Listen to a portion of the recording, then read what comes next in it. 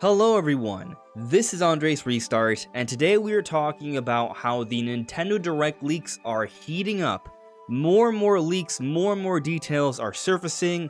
We're getting a better picture of when this Direct is happening. More and more people are coming out of the woodwork suggesting an actual date, and it's really soon. So we're talking more on that, but also different details that have surfaced that are giving us a better idea of what we should expect in the Nintendo Direct. So there's a lot to talk about today, and a lot of it is pretty exciting, but I will also point out we will finally speak on the circumstances surrounding Midori, a leaker that has seemingly crashed and burned and now deleted their Twitter account. They were considered to be the greatest leaker of all time, and in terms of their credibility, I think that still holds, but there are some things to speak on there, so we will be getting into that as well. But before going forward, let me ask that if you do enjoy my content, to please subscribe and hit that notification bell. So let's first speak on the Midori situation. So if you're unfamiliar with who Midori is, Midori has been this leaker over the last year or so, if not more, that has been consistently leaking all sorts of announcements relating to Sega and Atlus, but even more recently has expanded to Square Enix and Nintendo. And the series of leaks that they've produced have been incredibly consistent, incredibly correct, and so everyone was treating them with a great deal of credibility. Even Pyoro was following Midori's account, just to sort of show that the greatest Nintendo leaker who has a history of attacking false leakers or those who they don't consider to be credible, they thought Midori was credible, and the track history shows that they were indeed credible. So when it comes to all the information that we've covered regarding Midori, I don't really think any of it is inaccurate. Of course, with any of these things, you should take it with a grain of salt until confirmed. And from what I understand of the situation, because it's been a developing story, to my understanding, they were made privy to a significant presentation for Sega Atlus things, and then they used that as leverage to obtain other leaks, like with the Nintendo codenames. And so everything they've been leaking as of late was because they had this bevy of information that they got, and then leveraged for more. But they since have run out of that information, supposedly. And the reason they deleted their account isn't because their information was false. Maybe in part because they no longer have anything more to leak, that's possible. But it seems to be more to do with the fact that this person was pretending to be someone that they're not. Apparently they're an American male and they were posing as a Japanese female. And this person was also known at one point as Mystic Distance. And there are a lot of different people saying a lot of different things about this person. A history of criminal activity, a history of unethical practices, and just overall weird decisions. And so I don't condone the activities by Midori, but the fact of the matter is the information they leaked over the last year or so does seem to be fairly credible. But it also doesn't look like we'll be covering this person anymore because they've deleted their account and, well, it is what it is. As I've discussed in the past, when it comes to leakers, they come and go for the most part. Maybe somehow they were able to obtain access to information for a certain while, which is why they were credible, but that's not always going to last. And then sometimes they're just going to move on, or something is going to happen where they will delete their account for whatever reason. So that's the story. But the story is important because there are things they've discussed that could be relevant to the Nintendo Direct. For example, they leaked Dragon Quest 1 through 3 HD 2D to be shown off during the Direct. And they've also talked about a Nintendo project by the codename of Edward, and many have taken that to mean some type of new 2D Zelda, and our speculation has led us to believe that it will be shown off in the upcoming Direct. Well, it looks like we got an update on that actually. So on Twitter, Medi, who had access to DMs with Midori, said this. 2 days ago, Midori came back to our group chat and shared more information he had planned on posting, starting with the Nintendo Direct being on the 18th, as well as confirming the existence of Live Alive 2, or Live Alive, I'm not sure how you pronounce it, but that's what it is, but there's more. They also mentioned here, Edward is indeed the codename for a Zelda game that's supposed to be revealed soon. He never clarified if it's a brand new 2D Zelda or a remake, so the speculation seems to be spot on here. We'll see if it's a new title or not. And they discuss other things here as well, but what's perhaps most important to me is just proof that this isn't just them faking a Midori account. And so they actually did show video evidence here that they were actually in messaging with the real Midori account. You see the subscriber count and all. So this is not a fake Midori account, which do exist, but this is not one of them. This is the real account.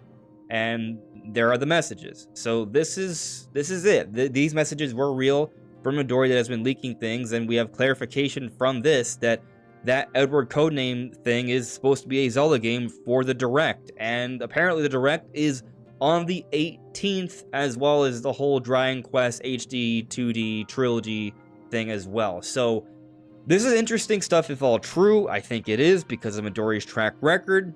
And so it's looking like we're going to see some kind of significant Zelda announcement during the Nintendo Direct, along with the next Team Asano game. And that's already boding quite well for the Direct, but also the Direct is just a few days away from now, on the 18th apparently, according to Midori.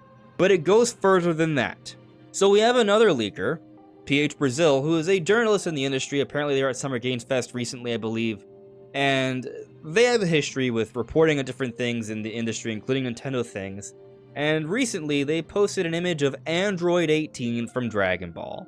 So 18 as in the 18th of June? Maybe, we're not sure. It could just be maybe he likes Android 18. But on Famiboards, he clarifies it's Tuesday in the morning. This is in reference to the Nintendo Direct. So there you go. Brazil, PH Brazil. Yep, he's saying the Direct is happening on the 18th as well now. So you have Midori, you have Brazil, both saying the Direct's happening on the 18th. But what's also interesting about this is that we did discuss a few days ago that there was the Among Us leak on both their actual page and also on a GameSpot trailer talking about a shadow drop of Among Us information on the 18th, and considering that they didn't take the opportunity to talk about an Among Us update during Summer Games Fest, it seems to point towards a Direct happening on the 18th, especially when we also take into account that Among Us updates during Directs, including shadow drops, have happened a few times. So, this 18th date is looking stronger and stronger. But another bit of news has surfaced regarding Beyond Good and Evil 2. Apparently, it has come to light that trophies for PlayStation have appeared. So it's looking like this anniversary edition of Beyond Good and Evil is about to release. And what's interesting is that also during Summer Games Fest or the Ubisoft Forward, they did not mention this. So why are these companies having these announcements or releases about ready to drop, but they're not showing them off during their particular events at Summer Games Fest? Perhaps because they're anticipating another event that may be rivaling, if not bigger, for their specific announcements. Maybe in a Nintendo Direct that a lot of us are now thinking is on the 18th. I find this all quite fascinating that we're seeing these different announcements lining up like this. I think in part it is because Nintendo took so long to have the Direct in the month, so we're now starting to see little leaks like this come out of the woodworks from different companies. But it's also interesting to see this level of support for Nintendo as opposed to Summer Games Fest. I wonder if it has something to do with just Switch doing really well, but also companies wanting to stay involved with Nintendo, especially moving into next generation, where there may be a huge opportunity to have continued success, especially with a platform that may be able to run AAA games well enough that they can be day and date without significant downgrades, which could prove to be very lucrative for many companies. Point is that Nintendo seems to be in the green with a lot of third parties as of late. And so in terms of what we're expecting from the Direct right now, we're expecting the Nintendo Direct on the 18th. It kind of makes sense, we're running out of time. Typically Nintendo does the Directs on the second or full weeks of the month. We just finished the second full week of the month, so presumably maybe the third makes a lot of sense given the pattern. And Wednesday is a holiday apparently, so maybe that's why they're not doing it then. But something else occurred to me. Nintendo has recently transitioned from having their game releases on Fridays to Thursdays. So perhaps Nintendo is more willing to have their Direct a bit earlier in the week for this reason. Luigi's Mansion 2 HD wouldn't be coming out until the week after, but still, that extra day may make a bit of a difference, especially if there's some sort of shadow drop involved. So things seem to be lining up pretty well for this 18th date, we shall see, but we're getting pretty close. Now, something interesting that hasn't happened yet is that Pyoro hasn't started talking about the Direct. I'm recording this on a Saturday, and this Direct would be on a Tuesday, And oftentimes we see Pioro talking about things on a Thursday or Friday and lead up to a presentation in the Wednesday in the following week.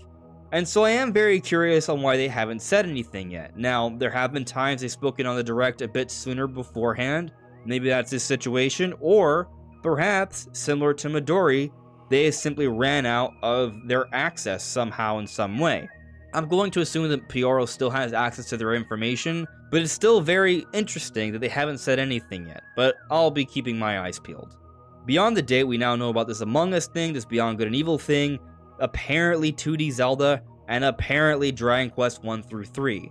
But there's something else a lot of us are thinking we may see in the Nintendo Direct, and that is Metroid Prime 4.